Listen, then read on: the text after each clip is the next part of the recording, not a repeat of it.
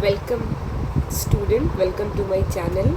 तो आज हम लोग चैप्टर 1 का नेक्स्ट पार्ट करेंगे और चैप्टर 1 बस ऑलमोस्ट कंप्लीट ही है। तो स्टार्ट करने से पहले हमने जो लास्ट क्लास में वर्ड मीनिंग आपको दिया था उसको एक बार रिवाइज़ कर लेते हैं, ठीक है। तो मैंने पैराग्राफ 7 से स्टार्ट किया था, तो आज हम पैराग्राफ 7 से देखेंगे कि वर्ड मीनिंग कौन कौन सा था।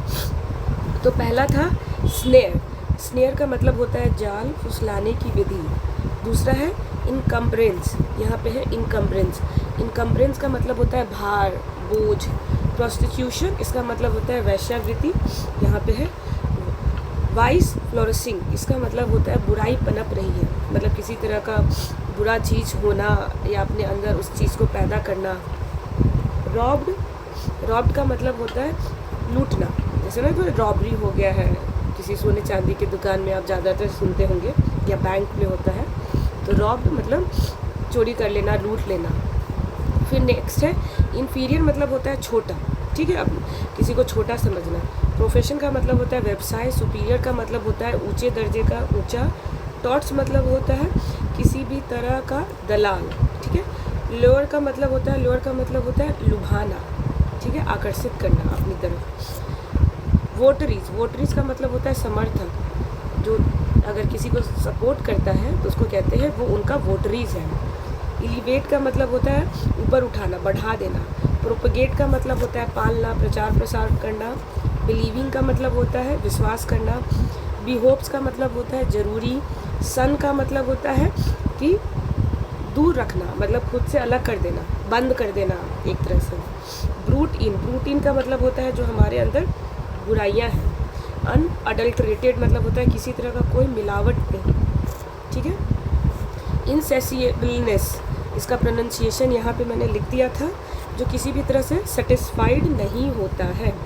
अब हम लोग आगे नेक्स्ट पढ़ेंगे, जो कि है आपका पैराग्राफ 14। तो आप बहुत अच्छे से ध्यान देंगे, ठीक है। इसके लिए मैंने पहले से ही क्या किया है, वर्ड मीनिंग लिख दिया है, ताकि आपको किसी भी तरह का कोई भी दिक्कत ना हो, ठीक है। तो हम पैराग्राफ 14 पढ़ते हैं। और आप लोग एक चीज़ का बहुत अच्छे से ध्यान रखेंगे कि प्रोनाउंसिएशन, जो उच्चारण है, मैं जैसे जैसे पढ़ती हूँ आप लोग ट्राई करेंगे कि उस वर्ड को ध्यान से सुने, ताकि जब आप रीडिंग करें तो उसका प्रोनाउंसिएशन, उच्चारण आप उसी तरीके से करें, ठीक है। तो पैराग्राफ 14 से स्टार्ट करते हैं। Some of the immediate and brilliant results of modern inventions are too maddening to resist, but I have no manner of doubt that victory of a man lies in that resistance। तो गांधी जी कह रहे हैं कि वो ये मानते हैं कि जो इमीडिएट मतलब जो बहुत ही तुरंत में हुआ हो, जो बहुत ही अभी का चीज़ हो, और ब्रिलियंट मतलब कि एकदम शानदार, शानदार और एकदम जैसे कि तुरंत तुरंत होने वाला रिज़ल्ट देखा है उन्होंने, ठीक है। तो किसका रिज़ल्ट देखा है, मॉडर्न इन्वेंशन का। तो गांधी जी कह रहे हैं जो ये आधुनिक इन्वेंशन है, किसी भी तरह का आधुनिक जो आविष्कार है, वो बहुत ही ज़्यादा क्या है, मैडनिंग है। मैडनिंग का मतलब होता है जो आपको पागल बना दे। पागल बनाने का मतलब वैसे नहीं कि आपका दिमाग का संतुलन खो दे। पागल बनाने का मतलब कि आप उस पर इतना ज़्यादा एडिक्ट हो जाएंगे कि आप उसके बिना रह नहीं सकते हैं। तो गांधी जी कह रहे हैं कि मैंने तो मॉडर्न इन्वेंशन में, आधुनिक में जितने भी आविष्कार हुए हैं, वो आविष्कार सब वाकई में बहुत ब्रिलियंट है, मतलब बहुत ही ख़ास और बहुत ही उम्दा है। और वो इतने उम्दा और ख़ास है कि वो आपको पागल बना सकते हैं। मतलब कि आप खुद को, रेसिस्ट का मतलब होता है रोकना, खुद को उस चीज़ को किए बिना रोक ही नहीं सकते, या उस चीज़ को लिए बिना रोक ही नहीं सकते। लेकिन ये गांधी जी मान रहे हैं कि उनको कोई शक नहीं है कि किसी भी मैन का जो विक्ट्री होता है, कोई भी इंसान विजय कब होता है, जब खुद को इस चीज़ से अलग रख लेता है, खुद को इस चीज़ से रोक पाता है। रेसिस्टेंस का मतलब होता है रोकना। तो गांधी जी का मानना है कि अरे चले, दुनिया भर का मॉडर्न इन्वेंशन हो रहा है, आविष्कार हो रहा है, इतना अच्छा हो रहा है कि लोग एकदम देख के गदगद हो जा रहे हैं, पागल हो जा रहे हैं। लेकिन गांधी जी ये भी मान रहे हैं कि सही मायने में कोई इंसान विजय या कोई इंसान को सक्सेस तब मिलता है जब वो इन सब चीज़ों से जो आपको एकदम दीवाना कर रहा है उससे खुद को क्या कर सकते हैं, रेसिस्ट कर सकते हैं। मतलब इतना आप में अंदर में अपने आप को स्ट्रॉन्ग बनाना होगा कि अगर वो चीज़ आपको नहीं मिले तो भी आप क्या कर सकते हैं, अपनी काम को बहुत अच्छे से कर सकते हैं। रेसिस्ट करना मतलब खुद को रोक लेना, इतना आपके अंदर कैपेसिटी होना चाहिए। We are in danger of bartering away the permanent good for a momentary pleasure. Gandhi ji कह रहे हैं कि हम लोग जो है बार्टरिंग का मतलब होता है कि अदला बदली करना। जैसे कि हमारे एंशियंट टाइम में जब हम बहुत ही, आप चले जाएंगे इतिहास में और तो वहाँ से आप सुनेंगे या आपने पढ़ा भी होगा इकोनॉमी में, अर्थशास्त्र में, कि पुराने टाइम में क्या होता था, करेंसी तो था नहीं, पैसा तो था नहीं, तो लोग क्या करते थे, जिनके पास चावल था और किसी के पास मान के चले गेहूँ था, तो गेहूँ वालों को चावल चाहिए और चावल वाले को गेहूँ चाहिए, तो क्या करते थे, एक दूसरे से बदल लेते थे कि भाई साहब मेरे पास गेहूँ है, मुझे चावल की ज़रूरत है, तो और आपको गेहूँ की अगर ज़रूरत है तो आप गेहूँ ले लीजिए और मुझे चावल दे दीजिए। तो इसी को कहते हैं बार्टरिंग, मतलब अदला बदली करना, कि अगर कोई चीज़ का ज़रूरत है आपको तो आप उसको दे दीजिए और आपको जो ज़रूरत है वो आपको दे देंगे। तो पैसा तो था ही नहीं, तो पैसे के बदले बार्टरिंग चलता था। तो ये कह रहे हैं कि हम लोग आज के ज़माना में क्या कर रहे हैं, जो परमानेंट गुड है, मतलब जो चीज़ परमानेंट मतलब जो चीज़ हमेशा रह सकता है, मतलब जिसका टाइम पीरियड ऐसा नहीं है छोटा है, 1 दिन 2 दिन या 1 साल 2 साल, मतलब जो अच्छाई जो हमेशा के लिए रहती है, जो अच्छाई आपके अंदर हमेशा आपको अच्छी फीलिंग्स देती है, वो क्या कर रहे हैं, हम उसका अदला बदली कर रहे हैं, बार्टरिंग कर रहे हैं। किस चीज़ के लिए, तो मोमेंट्री प्लीज़र, मतलब क्षण भर की खुशी के लिए। अब जैसे कि इसको समझिए कि कोई चीज़ आपको क्षण भर का खुशी दे रहा है और पता है आप उसी चीज़ के पीछे भाग रहे हैं, बजाय कि वो चीज़ जो आपको हमेशा के लिए खुश रख सकता है, भले वो क्षण भर का नहीं हो, लेकिन वो जो खुशी देगा वो क्या होगा, लंबे टाइम तक होगा। तो आजकल सबको यही चाहिए कि मुझे अभी चाहिए, अभी मुझे खुशी मिलना चाहिए, अभी मुझे आराम मिलना चाहिए, अभी मुझे चैन मिलना चाहिए, बजाय कि वो फ्यूचर में अच्छा हो या नहीं हो। तो अब हम लोग मोमेंट्री, जो मतलब क्षणिक खुशी है, उसको हम लोग अदला बदली किससे कर दे रहे हैं, परमानेंट चीज़ों से, जो हमेशा हमारे साथ रहने वाले हैं, या किसी भी ऑब्जेक्ट की बात कर लें। अब जैसे कि क्या होता है कि मान के चले आपके घर में दादा दादी हैं, अब आपके पास 2 ऑप्शन है। एक तो है कि आप अगर खाली बैठे हैं तो आप दादा दादी से उनसे बातें कर सकते हैं, उनके पुराने ज़मानों की कहानियाँ सुन सकते हैं, उनसे आपको बहुत कुछ सीखने मिलेगा और उनसे बहुत सारा स्नेह मिलेगा। और एक ऑप्शन है कि आपको एक गेम के लिए कंप्यूटर दे दिया गया है कि ये लीजिए कंप्यूटर, आप इसमें आराम से गेम खेल सकते हैं। और एक है कि दादा दादी के पास आप जा सकते हैं। तो आप ही बताएं आपको क्या लगेगा, ज़्यादातर लोग क्या चूज़ करेंगे, वो चूज़ करेंगे कंप्यूटर पे गेम खेलना, क्योंकि उनसे उनको क्या मिलेगा, उस आधे 1 घंटे के लिए खूब एकदम इंजॉय करेंगे, इतना मज़ा आएगा उनको। और अपने दादा दादी जी के पास ना जाना, उनको लगेगा अरे दादा दादी जी तो हमारे अपने हैं, कौन सा घर से जा रहे हैं, इनसे तो कभी भी बात कर सकते हैं, कभी भी मिल सकते हैं। लेकिन कंप्यूटर वाला गेम, ये जो आधा 1 घंटा के लिए मम्मी दे रही है, ये तो नहीं मिलेगा। तो आप सोच रहे हैं कि एक अच्छी चीज़ को छोड़ के आप क्षण भर की खुशी के लिए जा रहे हैं, ठीक है। तो यही गांधी जी का भी कहना था। Just as in the west they have made wonderful discoveries in things material, similarly Hinduism has made still more marvelous discoveries in things of religion, of the spirit, of the soul। कह रहे हैं Gandhi ji, waste में, पश्चिम में लोगों ने बहुत ही wonderful discoveries की है, मतलब बहुत ही आश्चर्यचकित करने वाला खोज किया है। किस चीज़ों में, तो मटेरियल चीज़ों में, मतलब भौतिक चीज़ों में। जैसे कि नए टेक्नोलॉजी आ गया है, दुनिया भर का चीज़ ऐसा आ गया है कि आप बिलीव नहीं करेंगे कि अरे वाह ऐसा हो सकता है। तो ये सब डिस्कवरीज किसने किया है, तो वेस्ट ने किया है, जो कि मटेरियल खुशी से मिलता है आपको। लेकिन भारत ने, हिंदुइज्म ने, मतलब हिंदुइज्म मतलब हमारा जो कल्चर है, जो हिंदू कल्चर है वो पता है बहुत ही मार्वलस डिस्कवरी कर रहे हैं। मार्वलस का मतलब होता है शानदार, एकदम अमेजिंग, एकदम मन खुश हो जाए। तो उनका भी डिस्कवरी हो रहा है, खोज हो रहा है। वो किस चीज़ में खोज रहे हैं?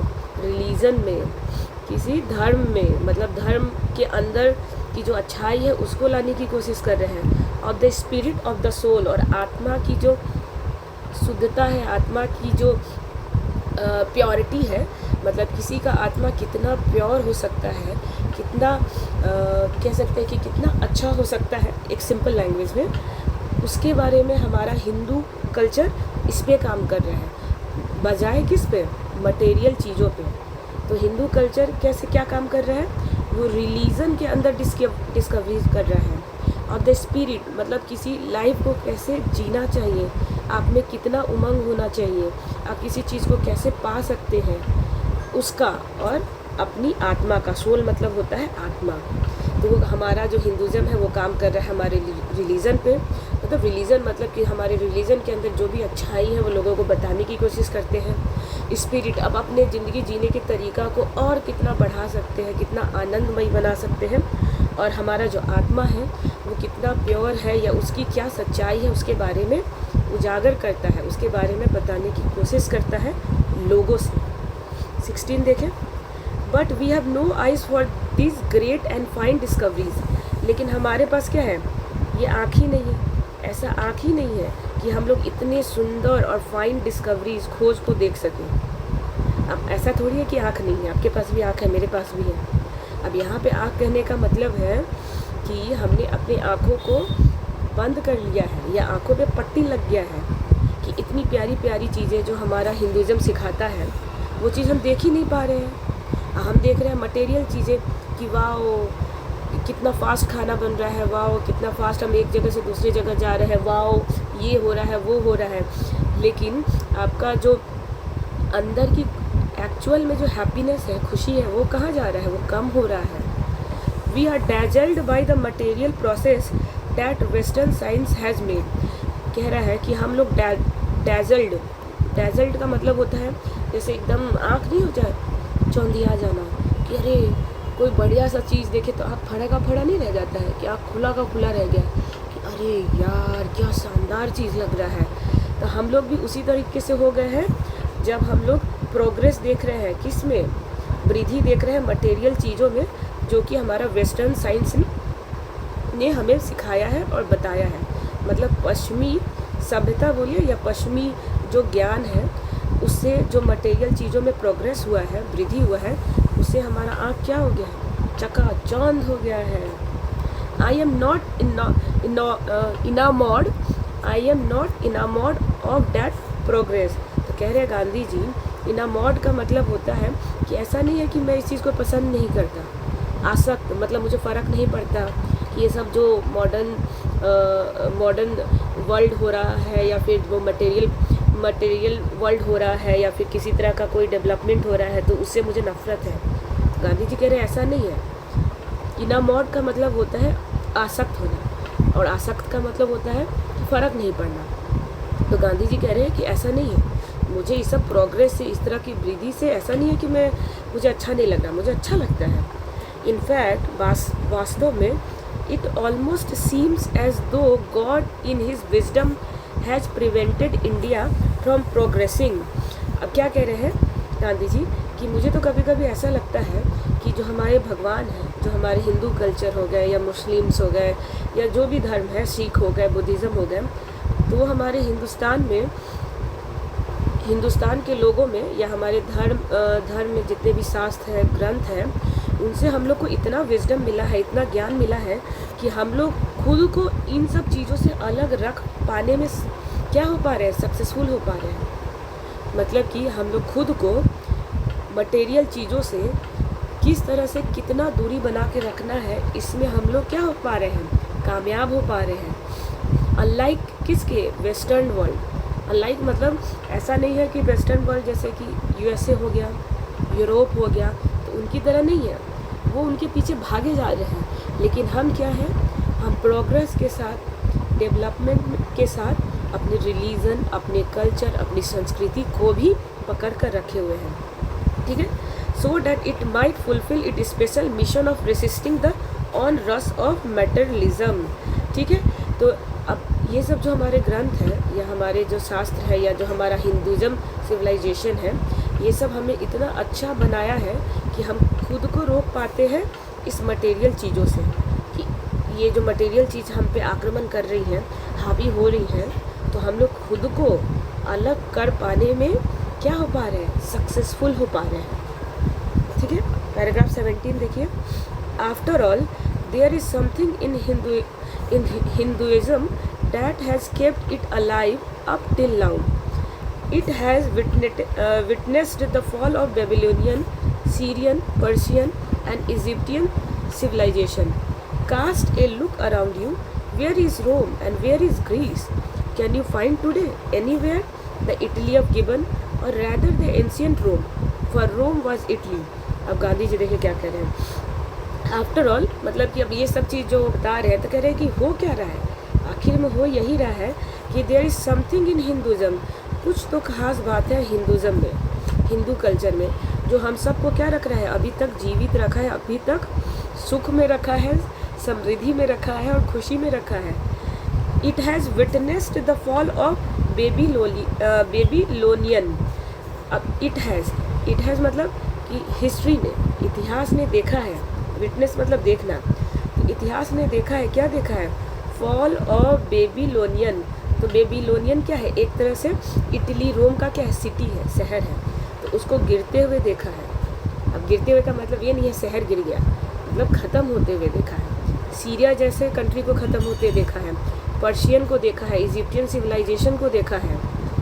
Cast a look around you, cast मतलब होता है देखें, आप अपने चारों तरफ नज़र घुमाएं, आप खुद देखें। वेयर इज़ रोम, रोम जैसा शहर कहाँ है अब। वेयर इज़ ग्रीस, ग्रीस कहाँ है, कहीं नहीं है, इसका अस्तित्व खत्म हो गया है। Can you find today anywhere the Italy of given, क्या अभी आप इटली का गिवन, गिवन क्या एक जगह है, तो इटली का गिवन आपको क्या दिखाई देता है, अभी नहीं दिखाई देता। और रैदर द एंशियंट रोम, जो हमारा प्राचीन रोम था, क्या अभी आप वो देख पाते हैं, क्या आपको उसके बारे में पढ़ने मिलता है, नहीं मिलता है। फॉर रोम वॉज इटली, तो रोम के लिए क्या था, इटली था, मतलब Italy as a Rome, Rome as a Italy. तो ये सब चीज़ कहाँ गया, इन सब का अस्तित्व खत्म हो गया है। लेकिन भारत का हिंदुइज्म का अस्तित्व अभी भी है, इसका फाउंडेशन, इसका नींव बहुत मजबूत है। 18 देखें। गो टू ग्रीस, अब ग्रीस चले जाएं, मिस्र शहर में चले जाएं। Where is the world famous Attic civilisation, संसार का, वर्ल्ड का फेमस एक सिविलाइजेशन सा, सभ्यता था एटिक, तो वो कहाँ है, ख़त्म हो गया है। कह रहे आप ग्रीस चले जाइए और ग्रीस में जाके देखिए तो अभी एटिक सिविलाइजेशन है, नहीं है। देन कमिंग टू इंडिया, फिर इंडिया वापस आइए। Let one go through the most ancient record and then look around you and you would be constant to say yes I see here ancient India still living. पहले तो आपको Greece जाना है, Greece जाके देखना है क्या वर्ल्ड का जो फेमस एटिक सिविलाइजेशन था वो अभी भी अस्तित्व में है, तो नहीं है। फिर आप वापस इंडिया भी आइए, ऐसा नहीं है कि दुनिया को देखिए और दुनिया की खामियां को आप ढूंढिए और उजागर कीजिए, नहीं, आप खुद जाइए, आप खुद देखिए, उसको अनुभव कीजिए, लेकिन वापस इंडिया ज़रूर आइए और यहाँ आके इंडिया का कोई भी एंशियंट रिकॉर्ड, जो भी हमारा प्राचीन रिकॉर्ड है, बुक्स है, स्क्रिप्चर्स है, किताबें हैं, उसको आप उठाइए, पढ़िए और देखिए और अपने चारों तरफ देखिए और आप इस कहने के लिए मजबूर हो जाएंगे। कंस्ट्रेंट का मतलब होता है मजबूर हो जाना। आप क्या कहने के लिए मजबूर हो जाएंगे, yes I see here ancient India still living. आप ये कहने के लिए मजबूर हो जाएंगे कि हाँ, आज भी भारत में प्राचीन भारत अस्तित्व में है, मतलब भारत का जो प्राचीन भारत था उसको हम आज भी देख सकते हैं, आज भी महसूस कर सकते हैं और आज भी जी सकते हैं। कोई भारत का प्राचीन इतिहास नहीं नष्ट हुआ है, कोई सभ्यता नष्ट नहीं हुआ है। तो ये सब आप जब भारत का एंशियंट रिकॉर्ड देखेंगे और फिर अपने आसपास देखेंगे तो आपको लगेगा अरे जो पुराना भारत हमारा था, जो हमारी सभ्यता थी, संस्कृति थी, वो सब आज भी देखने मिलती है। ठीक है, पैराग्राफ 19। ट्रू, सही बात है, सही है, क्या सही है।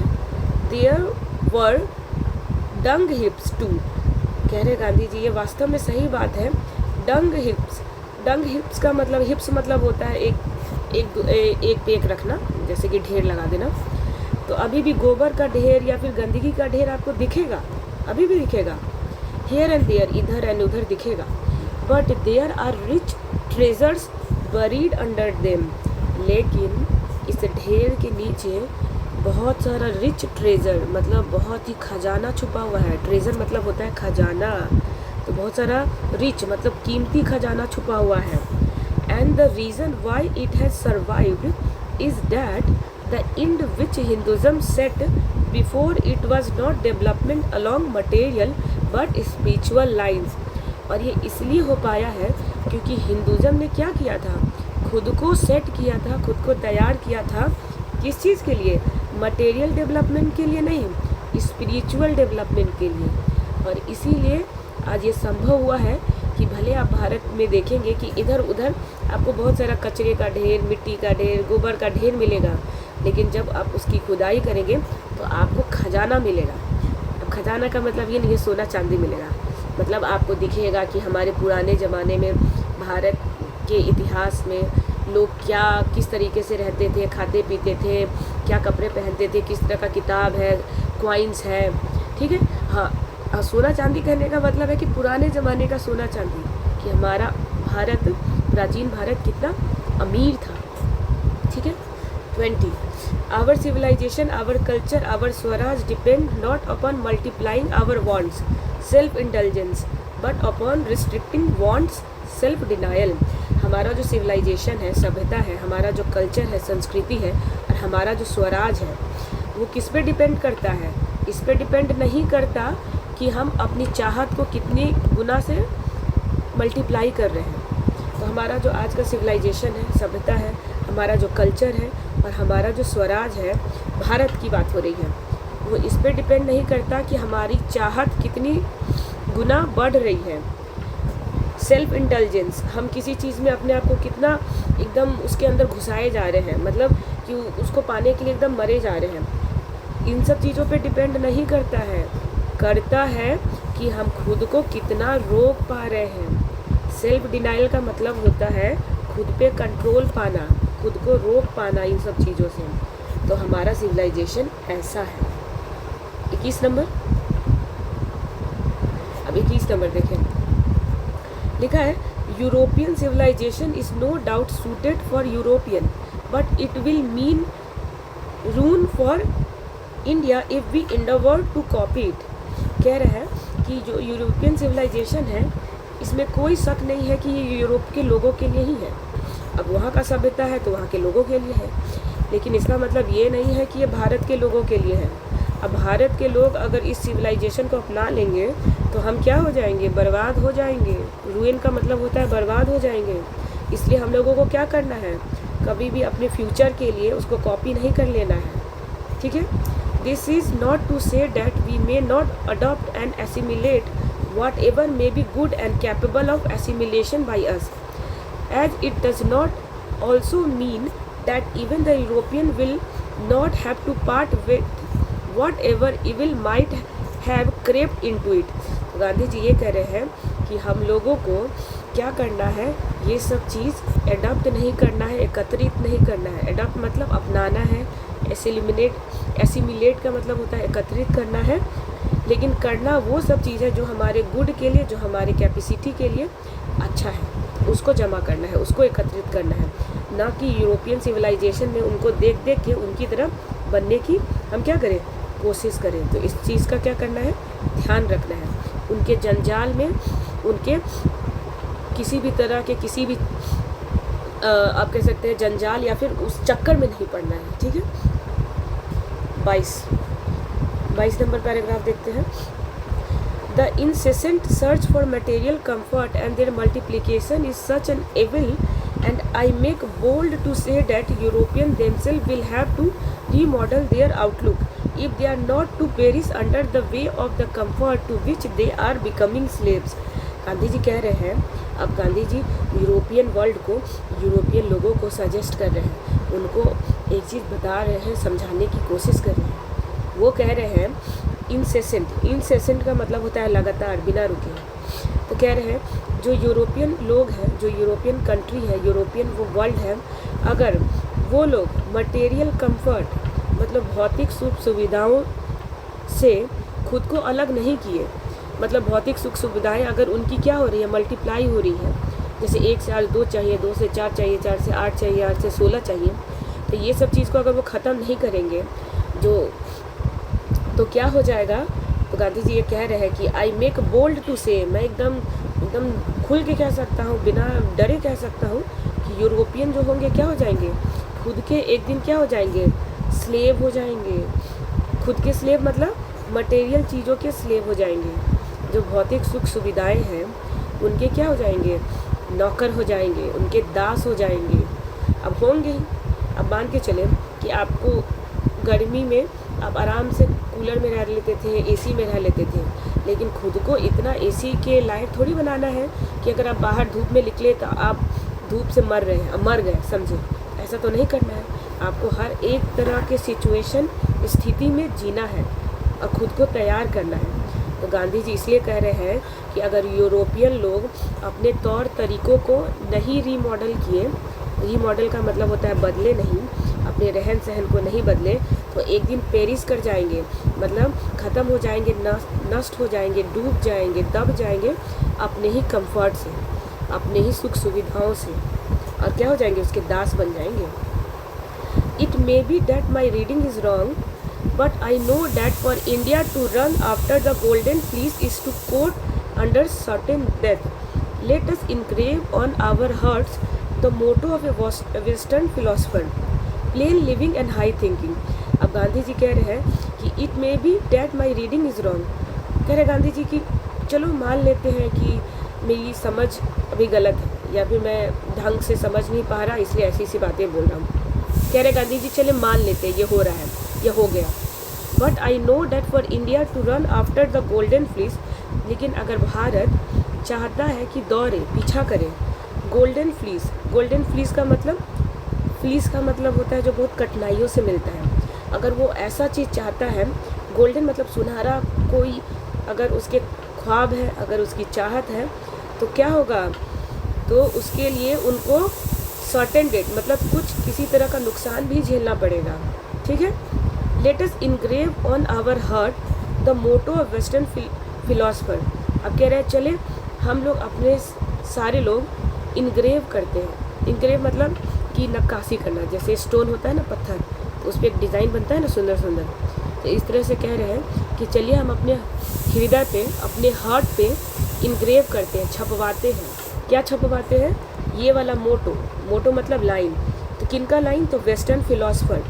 तो वेस्टर्न फिलोसफर मतलब जो जीवन जीने का तरीका के बारे में आपको बताते हैं, अच्छी अच्छी बातें, स्पिरिचुअल चीज़ों के बारे में बताते हैं, ग्रंथों के बारे में बताते हैं। तो उनका जो मोटो है, उनके मोटो को अपने हृदय में छाप लेते हैं। उनका मोटो क्या है, plain living and high thinking. Plain मतलब सादा जीवन जिएंगे और ऊंचा सोच रखेंगे, हाई थिंकिंग रखेंगे। तो ज़िंदगी कैसे जिएंगे, प्लेन जिएंगे, सिंपल जिएंगे, लेकिन सोच क्या होंगे, एकदम हाई होगा। ठीक है। आपके पहनावा से कोई आपको ये नहीं बताने वाला कि आप अंदर से कैसे हैं। आप सिंपल कपड़े पहनते हैं लेकिन आपका सोच बहुत उम्दा है, बहुत ही ऊंचा है, तो लोग आपको बहुत चाहेंगे। अभी ज़रूरी नहीं है कि आपने ब्रांडेड कपड़े पहन लिए, वॉच पहन लिए, सैंडल पहन लिए, पर्स है, बैग है, परफ्यूम है, तो लोग आपको बहुत ज़्यादा इज्जत करेंगे। इज्जत तभी करेंगे जब इसके साथ आपका सोच भी ऊंचा होना चाहिए। अब महंगे कपड़े, गाड़ी होने के बावजूद आप छोटे लोगों को इज्जत नहीं कर रहे हैं, छोटे लोगों पे अपना जो है ध्यान नहीं दे रहे हैं, उनको बेइज्जत कर रहे हैं, उनको छोटा समझ रहे हैं, तो वो चीज़ किसी काम का है? बिल्कुल नहीं है। Today it is certain that the millions can not have high living and we the few who profess to do the thinking for the masses run the risk in a vain search after high living of missing high thinking। Gandhi ji कह रहे हैं कि आज पता है क्या हो गया है, कि वो उनका मानना है कि आज तो ऐसा हो गया कि लाखों लोगों में ऐसा नहीं है। तो कैसा नहीं है, हाई लिविंग मतलब कि अब लाखों लोगों में high living and few the who process to do the thinking. अब लाखों लोगों में क्या हो गया है कि अब उल्टा हो गया है कि लोगों का क्या हो गया, हाई लिविंग, मतलब खूब शानो शौकत में रहेंगे, और थिंकिंग क्या हो गया है, छोटा हो गया है, कम हो गया है। मतलब ये लाइन जो है ना उल्टा हो गया है, ऐसे हो गया है, ठीक है। सोच छोटा रखेंगे लेकिन लिविंग ज़िंदगी जिएंगे ऐसों में। गांधी जी बोल रहे हैं कैसा हो गया है। और कुछ ही लोग हैं, कम ही लोग हैं जिनका ये वाला सोच है अभी भी, ठीक है। अब देखिए 23, civilization in the real sense of the term consist not in the multiplication. Civilization जो होता है, सभ्यता जो है, इन रियल सेंस वास्तव में क्या है, consist not in the multiplication. सभ्यता वास्तव में ये है कि वो नहीं रखता है, क्या नहीं रखता है, तो मल्टीप्लिकेशन, किसी तरह का कोई ऐसा नहीं है, चाहत आपका बढ़ते जा रहा है कि आज 2, 2 से 4, 4 से 8, 8 से 16।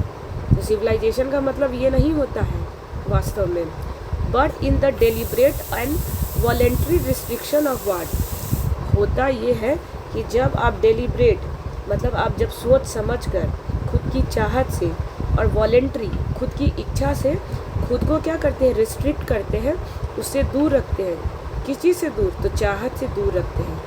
तो वास्तव में सिविलाइजेशन का मतलब होता है जब हम लोग खुद को दूर रखते हैं चाहतों से। और दूर रखने का मतलब कि ये नहीं कि ज़बरदस्ती कोई हमको दूर कर रहा है इन सब चीज़ों से, नहीं, आप खुद से चाहते हैं, डेलिब्रेट, मतलब आपके अंदर से ये आता है और आपकी ये इच्छा होती है, तो ये होता है civilization. This alone increase and promotes contentment, real happiness and capacity for service. और यही अकेले काफ़ी होता है, आपके किस चीज़ को बढ़ा देता है, इंक्रीज एंड प्रोमोट एक ही चीज़ है कि आपके इस अलोन, मतलब ये जो अकेला चीज़ है, क्या अकेला चीज़ है कि अपने चाहतों से आप अलग हो पाने में संभव है, मतलब कि आपकी जो चाहत है उससे आप खुद को दूर रख पा रहे हैं। तो ये चीज़ बहुत काफ़ी है किसको बढ़ाने के लिए, संतुष्ट, मतलब आप किसी चीज़ से संतुष्ट हो जाएंगे, इसको बढ़ाने के लिए। रियल हैप्पीनेस, वास्तविक खुशी, मतलब जो आपको एक्चुअली में खुशी देती है, उस चीज़ से आप ज़्यादा पास में आएंगे, वो चीज़ आपको बढ़ा देगा, आपकी खुशी बढ़ने लगेगी। एंड कैपेसिटी फॉर सर्विस, और सर्विस, किसी तरह का चाहत जो आप करना चाहते हैं उसकी चाहत भी बढ़ जाएगी। मतलब कि अपने आप आपको काम करने का दिल करेगा, लोगों की सेवा करने का दिल करेगा, बुरे लोगों से आप खुद ऑटोमेटिक दूर रहना चालू कर देंगे। तो ये सब तब होगा जब अपने वांट्स को आप डेलिब्रेट, सोच समझकर और खुद की चाहत से दूर कर देते हैं। पैराग्राफ 24 देखते हैं।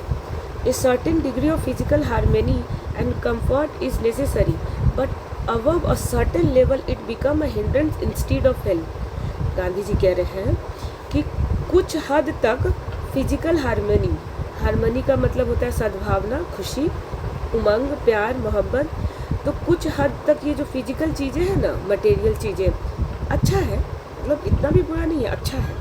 एंड कंफर्ट, और सुख सुविधाएं की चीज़ें कुछ हद तक ठीक है, कुछ हद तक, ध्यान रखिएगा, कुछ हद तक ठीक है। लेकिन अगर उसके ऊपर आपका ये चाहत बढ़ा तो ये हिंड्रेंस, ये रुकावट पैदा करेगा। किस टाइप की रुकावट, आपको खुद को क्या हो जाएगा, खुद से आपको अलग कर देगा, मतलब आप खुद की मदद नहीं कर पाएंगे, ऐसा हो जाएगा। इसलिए थोड़ा बहुत सुख सुविधाएं, फिजिकल मटेरियल चीज़ें, फिजिकल चीज़ें खुशी देती हैं, आराम देती हैं, वो उतना ज़रूरी है, लेकिन उससे ज़्यादा नहीं। उससे ज़्यादा करेंगे तो क्या हो जाएगा, वो आपको रुकावट पैदा करेगी, नहीं कि आपको मदद करेगी किसी तरह से। Therefore, the ideal of creating an unlimited number of wants and satisfying them seems to be a delusion and a snare। इसीलिए बोल रहे हैं गांधी जी कि जो आइडल, जो एक कह सकते हैं कि सही मायने में creating an unlimited number of wants, जो हम ये अनलिमिटेड नंबर, मतलब अनगिनत नंबर में जो हमारी चाहते हैं, एंड सेटिस्फाइंग देम, और उसको पूरा करना क्या है, एक वास्तव में डिल्यूज़न है, मतलब ये एक भ्रम है। मतलब कि इस लाइन का मतलब बहुत ही स्ट्रांग है, बहुत ही तगड़ा है। कह रहे हैं कि ऐसा कभी नहीं होगा कि अगर आपकी चाहत 1 से 2, 2 से 4, 4 से 8, 8 से 16 हो रही है, तो आप एक पॉइंट पे आके क्या हो जाएंगे, खुश हो जाएंगे। ऐसा कभी नहीं होगा। ये एक बहुत बड़ा भ्रम है, जंजाल है। आपको मन करेगा इसके बाद फिर जाए, इसके बाद फिर जाए, इसके बाद फिर जाए, और ये चाहत कभी ख़त्म नहीं होगा। और एक दिन आप क्या हो जाएंगे, स्वर्ग सिधार जाएंगे, ठीक है। और आपको रियल हैप्पीनेस, खुशी भी नहीं मिलेगा। The satisfaction of one physical need, even the intellectual needs of one narrow cell must meet at a certain point, a dead storm, before it degenerate into physical and intellectual voluptuousness। ठीक है। कह रहे गांधी जी कि इस चीज़ को, ये जो satisfaction है कि आपको लगता है कि आप एक दिन संतुष्ट हो जाएंगे इन फिजिकल चीज़ों से, इन फिजिकल चाहतों से, तो ऐसा कभी नहीं होगा। ये आपको क्या कर देगा, आपके फिजिकल, आपकी जो क्षमता है और आपका जो इंटेलेक्चुअल है, जो आपकी बौद्धिक ज्ञान है, क्षमता है, या आपका जो स्ट्रेंथ है, फिजिकल स्ट्रेंथ, जो ताकत है, इसको ख़त्म कर देगा, नष्ट कर देगा पूरी तरह से। A man must arrange his physical and cultural circumstances so that they do not hinder him in his service of humanity on which all his energies should be concentrated. इसीलिए एक इंसान को क्या करना चाहिए, अरेंज करना चाहिए, व्यवस्था करना चाहिए कि वो अपना his physical and cultural circumstances, मतलब उसकी जो फिजिकल, जैसे कि आप में जितनी भी क्षमताएं हैं, और जो भी आपके कल्चरल सर्कमस्टांसेस हैं, मतलब जो भी आपकी के संस्कृति, जो भी आपकी परंपराएं कहती हैं, वो कभी भी क्या हो, किसी भी तरह से रुके नहीं। किसकी सर्विस देने में रुके नहीं, तो ह्यूमैनिटी की सर्विस देने में, मतलब मानवता के लिए सर्विस देने, मानवता के लिए सर्विस देना है और ज़िंदगी भर देना है। ये ह्यूमैनिटी, मानवता, इंसानियत को कभी नहीं भूलना है। इसके लिए बहुत ज़रूरी है कि आपका जो फिजिकल और कल्चरल सर्कमस्टांसेस हैं, ये कभी भी रुकावट पैदा नहीं करें एक इंसानियत या अच्छा इंसान बनने से।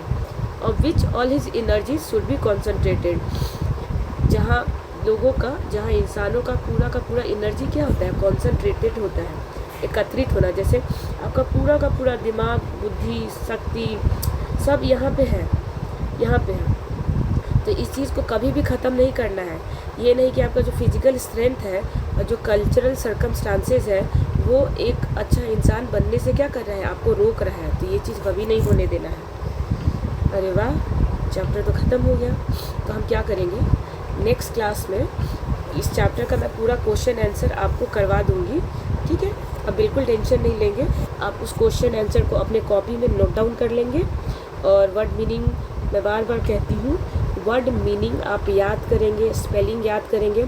आपको एग्ज़ाम में आते हैं, स्पेलिंग आते हैं, ठीक है, फिलिंग द ब्लैंक्स आता है, और वर्ड मीनिंग आता है कि इस वर्ड का मीनिंग क्या है। इसको आप नीचे दिए गए ऑप्शन से ढूंढिए। तो ये सब चीज़ ध्यान रखेंगे। चलिए, ये वर्ड मीनिंग, ये जितना भी है ना, ये सब मैंने ऊपर करा दिया है, सब ये सारा वर्ड मीनिंग मैंने ऊपर लिखा दिया है।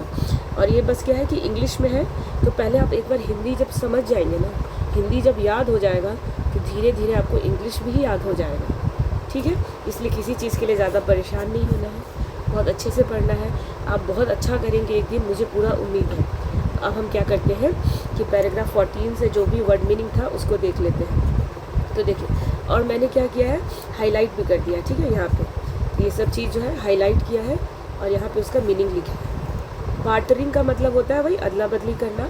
मार्वलस का मतलब होता है अद्भुत। स्पेलिंग भी याद करेंगे, बार्टरिंग का स्पेलिंग क्या होता है, एग्ज़ाम में पूछता है कि करेक्ट स्पेलिंग बताइए। मार्वलस का मतलब होता है अद्भुत। इनामोर्ड का मतलब होता है आसक्त होना, फॉलिंग इन लव। ऑनरस का मतलब होता है आक्रमण करना। गिबन क्या है, इटली का एक शहर है। एटिक मतलब होता है अटारी, सभ्यता, ठीक है। और डंग हिप का मतलब गोबर का ढेर। अच्छा, और मैं बता देती हूँ, और नहीं बताया है तो मैं लिख देती हूँ यहीं पे, ठीक है। एसिमिलेशन, यहाँ पे इकट्ठा करना, हिंदी, एक मिनट मैं लिख देती हूँ, जमा करना, ठीक है। एकत्रित करना, एक जगह पे रखना। रूइन मतलब होता है बर्बाद, ठीक है। फ्लीस मतलब होता है कि खजाना, एक तरह से बहुत ही कीमती चीज़, यहाँ पे लिखती हूँ, बहुत कीमती, एक मिनट बहुत कीमती। वॉलंटरी का मतलब होता है खुद की इच्छा से, क्या हो रहा है, खुद की इच्छा से। हिंदी अवॉइड कीजिएगा, बस आप मेरे भाव को समझने की कोशिश कीजिएगा। प्रमोट मतलब होता है प्रचार प्रसार करना, प्रचार प्रसार, बढ़ाना, बढ़ाना। हिंड्रेंस मतलब होता है रुकावट, डिल्यूजन मतलब होता है भ्रम। सेटिस्फैक्शन मतलब होता है संतुष्टि, ठीक है। डिजेनरेट मतलब होता है टूटना। सर्कमस्टांसेस का मतलब होता है परिस्थिति,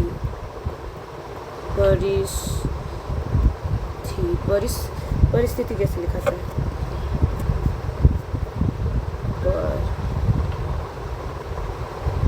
एक मिनट। परिस्थिति आप क्या करेंगे, आप खुद लिख लेंगे, सब कुछ मैं ही लिखूंगी, परिस्थिति आप खुद लिख लेंगे। परिस्थिति मतलब आपका माहौल। कॉन्सेंट्रेटेड मतलब एक जगह एकत्रित होना,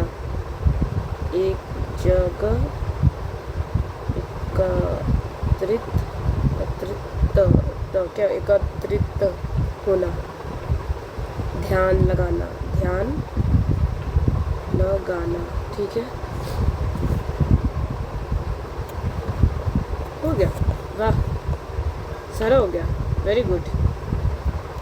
अब क्या करेंगे, आप लोग इसको अच्छे से पढ़ लेंगे, वर्ड मीनिंग पढ़ लेंगे, सबको अच्छे से लिख लेंगे। आप कमेंट में बताएंगे अगर आपको किसी तरह का कोई भी प्रॉब्लम है, कहीं पे कुछ समझ में नहीं आ रहा है तो, ठीक है। नेक्स्ट क्लास में हम क्वेश्चन आंसर करेंगे और मैं ये पूरा कराऊंगी, ये ग्रामर पार्ट ये सब भी कराऊंगी, डिक्शनरी यूज़, ठीक है, वर्ड फॉर्मेशन ये सब कराऊंगी मैं, ये सब कराऊंगी मैं, क्योंकि आपके मल्टीपल चॉइस में 1 नंबर 2 नंबर में आते हैं, तो इतना अच्छा होगा। एक चैप्टर से अगर 3-4 नंबर भी आ गया तो बहुत होता है, थोड़ा से खड़ा बढ़ता है, ठीक है। Thank you.